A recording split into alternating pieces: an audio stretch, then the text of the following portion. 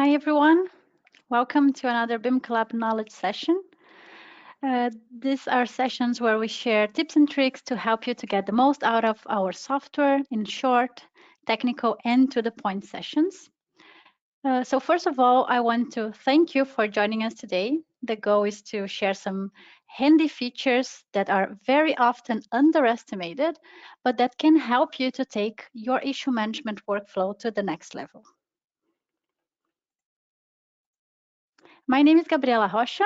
I'm a customer success manager, and within our team, we have close contact with customers, which is something that we value because it doesn't only help us to have a good overview of different BIM workflow setups to help our customers to get the most out of our software, but also to develop our tool aiming to solve the pains that they face in their daily work. I am an architect myself, and I have also worked as a BIM manager in the construction industry. And the tips that I will share today are definitely something that I could have used myself in the BIM projects that I was involved in back then. Today, my colleague Lillian, who is also part of our customer success team, is joining us for the session. She will be in the background answering any questions you may have during the presentation through the chat. And at the end of the session, we'll have a short question round where we will answer some questions live, and Lillian will help us there as well. Well, having an issue management platform per se is not what will make your process well structured, efficient, and under control. Having a good process behind it and being able to translate it in a smart setup within your issue management platform is what will allow you to achieve that goal. That's why today we will show you best practices for advanced issue management. The features that I will show you, they can feel like a small detail, but they are key to support efficient and structured processes. I think everyone can relate to a situation where you log into your coordination platform and you discover that an issue that you were working on was just closed, but you weren't notified at all.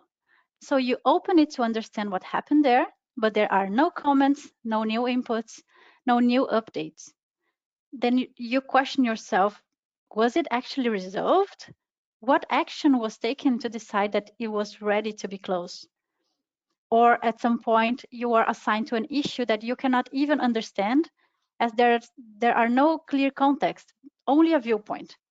Your first reaction would be writing a comment saying, why is it assigned to me? And then suddenly the issue has already 5 comments going back and forth, none of them helpful, just to figure out what this issue is about.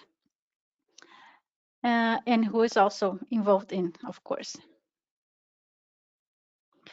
So it happens that you're using a top issue management platform, an online workflow, yes, but still dealing with inconsistent data, miscommunication, and avoidable delays. And these are problems that are not coming directly from the platform, but from a workflow that's not fully structured to enforce reliability. That's why today we want to focus on how you can structure your issue management workflow to be more efficient, consistent, and reliable. We'll share some tips and tricks to help you to make sure all required information is captured upfront using mandatory fields, define who is allowed to close an issue, ensure that issues can't be closed without consent from the right person, restrict issue assignment, prevent unwanted visibility of sensitive issues, tailor issues to your project needs with the custom fields, and also how to be on top of your target issues, reduce repetitive work by cloning issues, and surprisingly, we still meet customers who are unaware of one of the biggest advantages of BIMcollab ecosystem, a fully connected workflow. That means no more importing, exporting BCF files and managing file versioning. Your issues are instantly synced to the BIMcollab space and available to all stakeholders directly in their own preferred software. So let's start by one of the most common pains that we hear from our customers. So even having all the resources to keep traceability and streamline model communication in BIMcollab, my process still doesn't work that well because there is not enough information in the issues. You see the issue recreated in the model, but you still don't know which milestone it belongs to, or what is the deadline, or even who is the team member assigned to it. Not enough context to enable other stakeholders to take action to actually solve the issue. And this lack of information also affects the dashboards, as without data, dashboards are not correctly reflecting the project status. And that applies both for the in-app dashboards and to the ones created using our Power BI connection. So to help you to structure your workflow and make sure that all the data that you need is present in every issue, you can make use of the mandatory fields. In your project settings, you can choose which fields have to be filled in when creating the issue. So if there is no data there, it won't be possible to create it. So if you need that information to be always available, with the mandatory fields, there's no way to skip it. It will always be there. Another thing that can stress out BIM coordinators are issues being closed without their consent, or even worse, without their awareness. Your project can go out of control in the blink of an eye, especially when you are a structured professional that has a well-defined process and a tool like BIMcollab to help you to be on top of every aspect of your project. So the standard life cycle of an issue is active when it is firstly created, and after going back and forth within the team to discuss a solution, its status is changed to resolved by the stakeholder that has made the necessary changes to fix it. And afterwards, this resolution has to be checked, usually by the BIM coordinator, who can reopen it in case the proposed solution is not good enough, or when the proposed solution is accepted, he can close the issue, as this is a topic to keep as history, but no extra action is required there anymore. And to prevent a premature issue closure, you can always restrict who is allowed to close issues. In your project settings, you can decide if everyone is able to close an issue, or if it is a task restricted only to project leaders, to the team members that are part of the company that owns the BIMcollab space, or if it is restricted to project leaders and to the issue creator, him or herself. This way, the issue can be created and then resolved by all the team members involved, but only closed by those who you have granted permission to. But if closing an issue is not enough in your process and you need to have a formal approval, then this next step is for you. Sometimes it is necessary that the representative of a specific discipline, a supplier, or a customer itself approves the issue formally before the project leader understands that the issue can be closed. This workflow may even be necessary to keep a clear legal audit trail, to keep an history on the decisions made, and to have the green light given by the responsible stakeholder clearly inputted in the system. Let me share a quick example. Let's say that the architect changed something in the design that affects the project structure.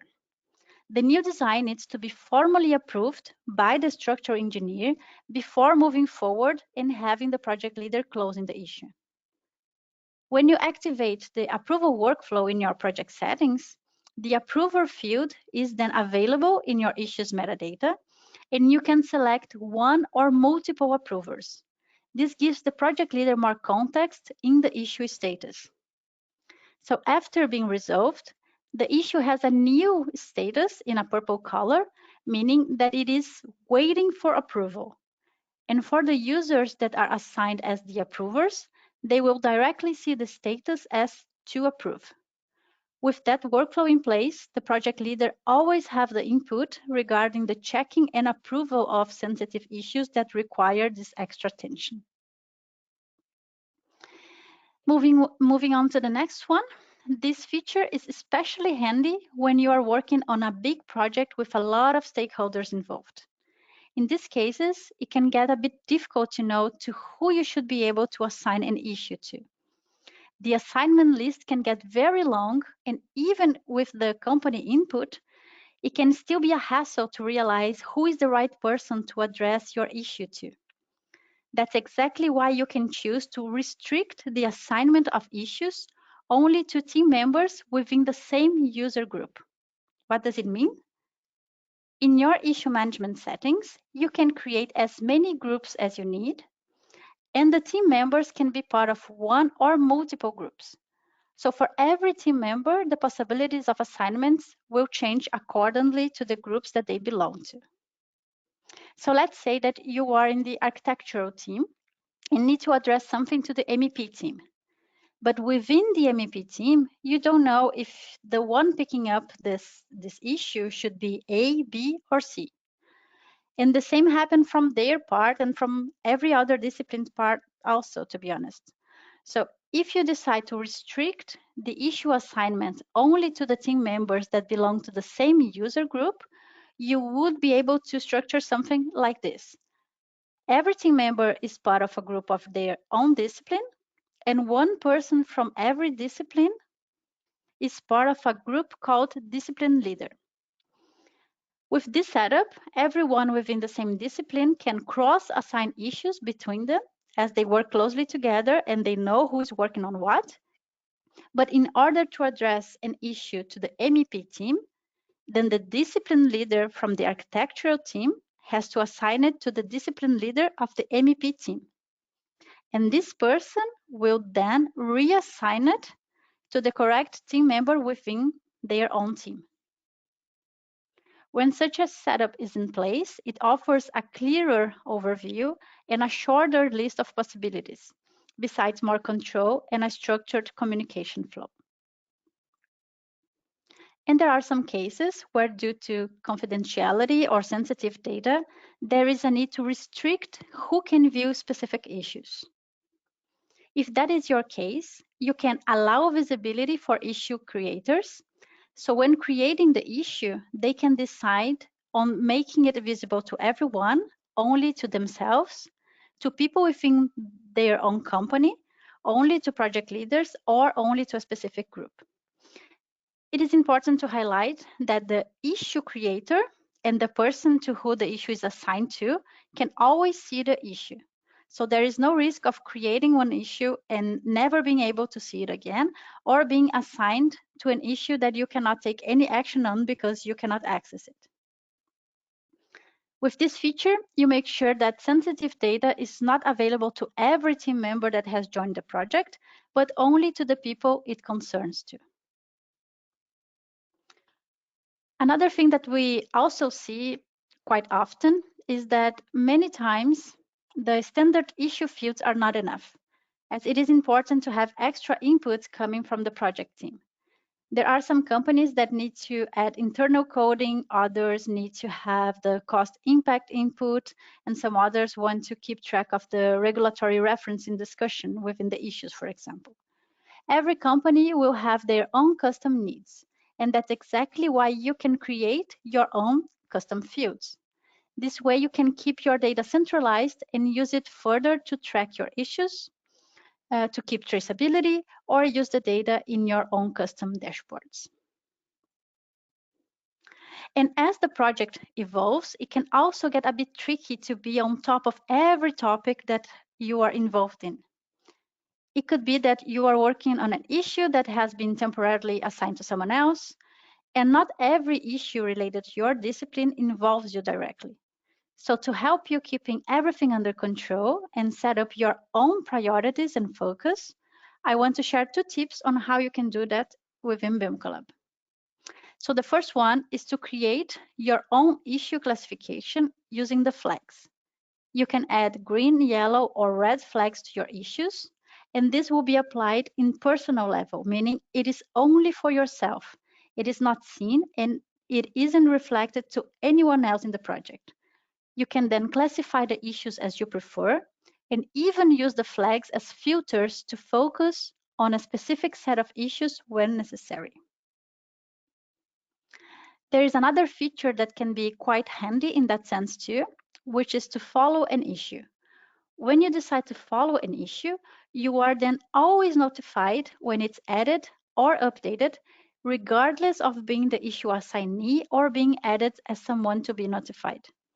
This way, it is easier to be on top of all the issues that are of your concern. And I also want to talk about a challenge that probably many of you already faced. You keep finding the same type of issue in different places, and every time you have to re-enter all the details manually over and over again. It can be very time-consuming, and having to enter fields you have already set dozens of times is a pretty boring task.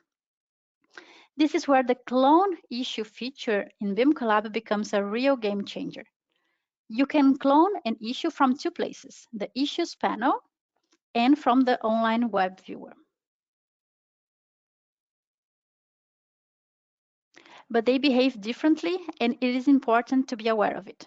Cloning issues from the Issues panel copies only the issues metadata, so the area, type, assignment, priority, etc. It does not copy the viewpoint or the screenshot. You need to manually create a new screenshot or leave it blank. Otherwise, most likely the issue context would be wrong. Cloning from the web viewer also copies the metadata, of course, but it uses your current position in the model to generate a new viewpoint and screenshot. So the issue is contextualized exactly where you're standing in the model. Also note that the title and description are never copied. Once it is important that you can distinct the issues to reflect each situation specifically. This feature was created to speed up your work while preserving consistency. All the critical metadata is carried over, you avoid repetitive typing, and you get an accurate, up-to-date viewpoint when using the web viewer, of course, ensuring that every issue is located correctly in the model. And despite using BIMcollab daily, many teams don't realize they are actually completely avoiding managing the BCF files. So they use BIMcollab, but they still are managing BCF files, and they could be avoiding it from the start. When you are in a workflow where you need to exchange files between multiple stakeholders, and especially such a dynamic file as a BCF, which everyone edits from different ends, it can get very complex to manage all the different versions and making sure no one is working in an outdated file. So when you work in an online workflow, everyone connected to the project can be in sync, as the issues are updated in real time through all the different apps connected to the project. For example, if the coordinator creates a new issue using the BIMcollab web viewer and assigns it to the architect, after the issue is synchronized, the architect can directly access it from his or her daily modeling software as Revit or ArchiCAD. After replying to it, another stakeholder can check it almost immediately in the online issue panel or in any other connected application. So everyone is connected in real time directly from their own daily software. And BIMcollab is the coordination platform that offers the biggest option of connections. And as it is an open platform, in case you need to connect to any other application that is not covered here, then you can always import and export a BCF file, of course. Okay, so I want to show you briefly how we can do that in BIMcollab. Let me just turn off my camera to make it bigger. Okay, so in your BIMcollab space, in your own project, you have the settings tab, and it's there that you can make all the settings that we have now seen. So the mandatory fields can be found in here, and it's as easy as selecting the fields that you want to make mandatory. And once that is done, there's no way to create the issue without filling in that specific field. You can also from here decide who can close issues. So issues can be closed by, and then you select who will be allowed to close the issue. only project leaders and the creator of the issue, or employees of the company that owns the BIMcollab space. Also is turning on this toggle use approval workflow that you'll make possible to have people being added to the issue as formal approvers.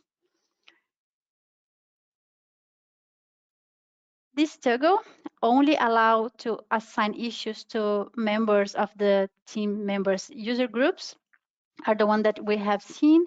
In the issue management settings, you can create all the different groups, and the team members can be then assigned to one or different or multiple groups, like different groups. And then when this option is on, they will be only able to exchange issues between those groups or within those groups. Here we can also set up the visibility part where you can restrict the visibility of the issue. So the only thing that you need to do is make sure this toggle is on. And also you can decide on your custom fields. So you can use all the 4 custom fields, or you can decide to use only 2. And what type of custom field do you want to use? So here is to decide how many you want to use, but to create them, it is in the issue management set. There you go to custom, and you can set up the name of the field, the options that you'll make available for each one of them, or just the title for the text field, kind of custom field. Moving to the issues, here you can multi-select the issues that you want to classify and use the flags. You can add flags to issues very easily, and you can also have more than one flag attached to the same issue.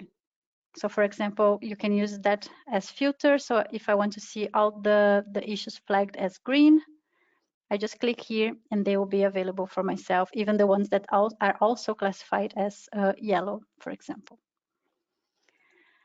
Other than that, when you first enter an issue, you can clone it, but I want to show it from the web viewer. So I'm gonna just make very quickly a more interesting view that I want to be attached to my issue. So yeah, for example, this one. And then my view is ready. That's what I want to communicate. But actually the metadata is pretty much all the same information that I have in that other issue. So I just click on clone and it is already filled in. And I'm just gonna add a title. So issue from webinar. The description is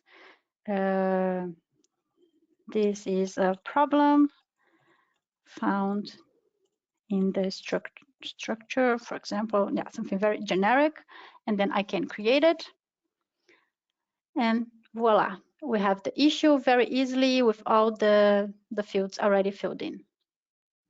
And then regarding the online workflow, I have just created a new issue in here. And now this is available in our issue panel, of course. I have a long list here, will be my last one, this one. But it's also available, for example, in Revit. So I just have to synchronize and I can already see it here. And from here, the architect, for example, can check the issue directly in Revit, reply to it saying, okay, it is fixed, in case they fix it, of course. Send that comment, create even a new viewpoint, and resolve the issue.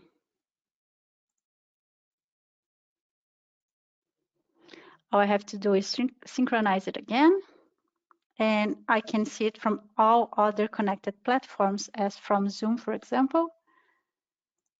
If I go to my issues, it's also available in here. And as I'm someone to approve, I see it in purple. And the same goes for of course, all the ecosystem. So it's reflected everywhere and live.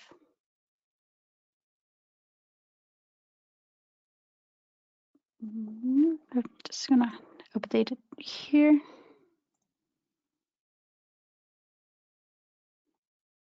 To show you. Yeah. It is now resolved and in a purple status waiting for approval. Okay, so let's go back to the presentation.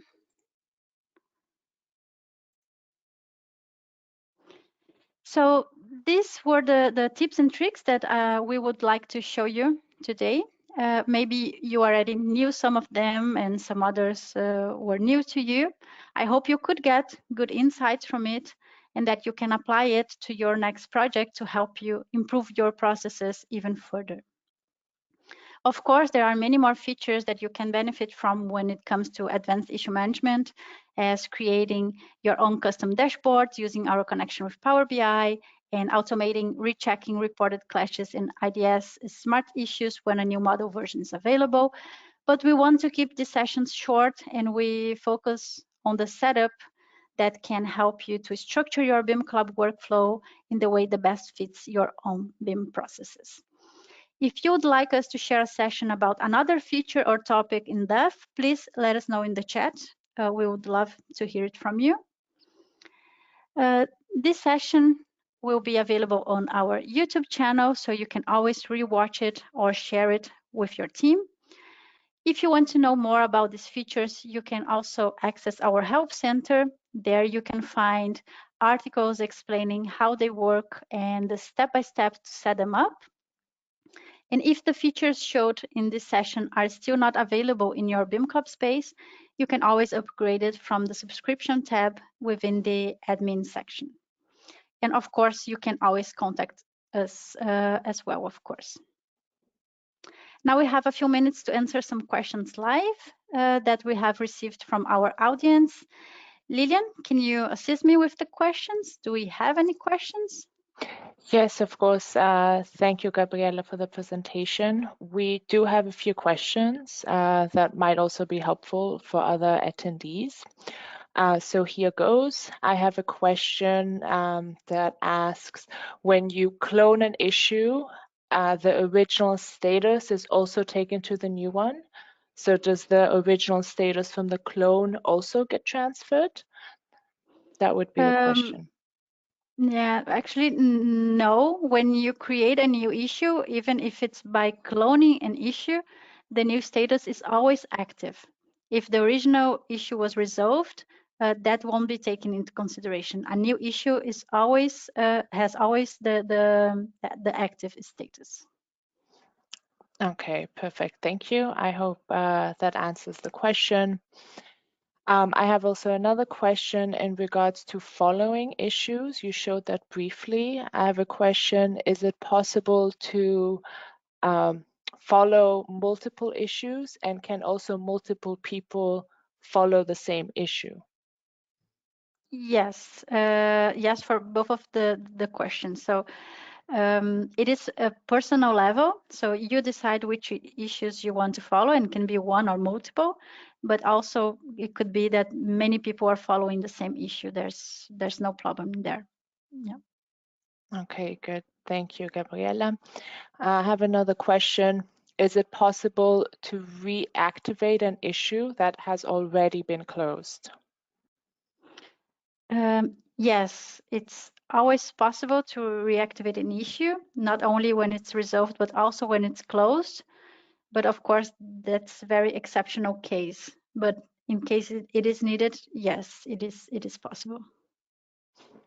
Is it also possible with the approval workflow? Yes, it is. Okay. It is also possible with the approval workflow. Mm-hmm. And I have one other question. It has to do with the custom fields. Those are very useful because, yeah, of course, every office has their own standards and extra needs. And someone was wondering if it's possible to have more custom fields, or are they set? No, currently it's 4 custom fields available. They are of 2 different types. So we have the text field, where you can enter your answer by typing, and 2 that we call the list type of field, where you have the name of the field and the different options that can be selected. So those are the 4 available. We have no extra, not for now at least. Perfect. Thank you, Gabriela. I have also another question. I think this has more to do with the project settings. Is there a way to copy issue settings to a new project? Yeah, issue settings by project settings, like the types and the team members, the priorities setup. Yes, we can create actually a new project using a former project as a template. That's possible. And we can always create projects as templates, and then having this template updated every time, and every time using this project template to recreate new projects or to create new projects. Perfect. Thank you, Gabriela. I think, yes, these are all the questions that I have. If there are any other remaining questions for the remaining attendees, feel free to still write in the chat or write us an email. That would be it from my side, Gabriela. Thank you. Well, thank you. Thank you very much, Lillian. Yes, if you have any other questions, you can also answer that by email after the session, so don't worry. Other than that, I would like to thank you for joining us today. I hope it was helpful for you, and see you in the next one. Thank you. Bye-bye.